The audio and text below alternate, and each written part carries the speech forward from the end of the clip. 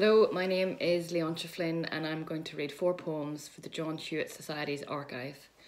The first poem is called These Days and it's from my first book called These Days.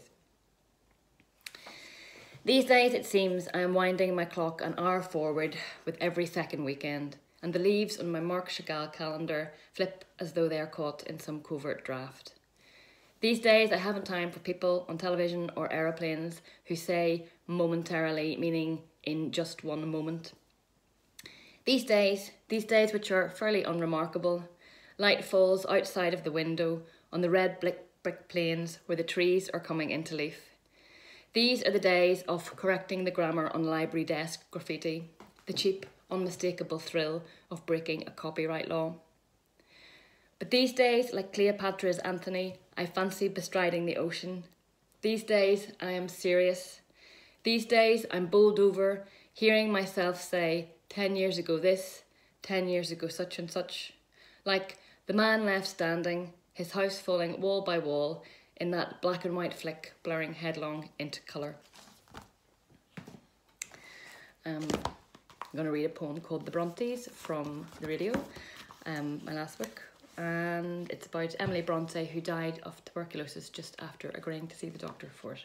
And their name was made up. Their father, Patrick Bronte, or Pronte, was actually from County Down, Northern Ireland, and rebranded the name in a way, with the name Lot. The Brontes. Let's not have any more poems on the Brontes. No, none of the weird sisters toiling in the gloom to fan some inner flame. A grim al dente gruel might cool nearby. No lamp, no tomb-like interior filled with what moor-wide minds. And the father, kind and peculiar, let him drop. The son too, lone and lost, and all that doom, cawed as their umlaut.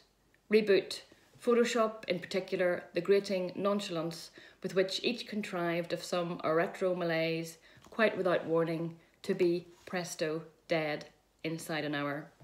As Emily watched dance, the cherry tree, the autumn sun's low rays, and, all right, get the doctor now, she said. I'm going to read a translation of Catullus. It's number 5. It's very famous, love poem, so it's a bit more cheerful. Let's live, my arty girl, and let us love, and give for the jibes and ogling of the olds just what they're worth, approximately 1p. Invariably the suns will fall and rise, but we have this one bright day and then no more, except for a night, the longest to sleep through. So give me 1,000 kisses, then 100, and then 1,000 more, then a second 100, and then yet another 1,000, then 100. Then, when we've tallied up these many thousands, we'll jumble up the count so we don't know, and no fiend can put the evil eye on us by knowing the final sum of all our kisses. And I'll finish by reading a poem which isn't published in a book yet, and it has no title.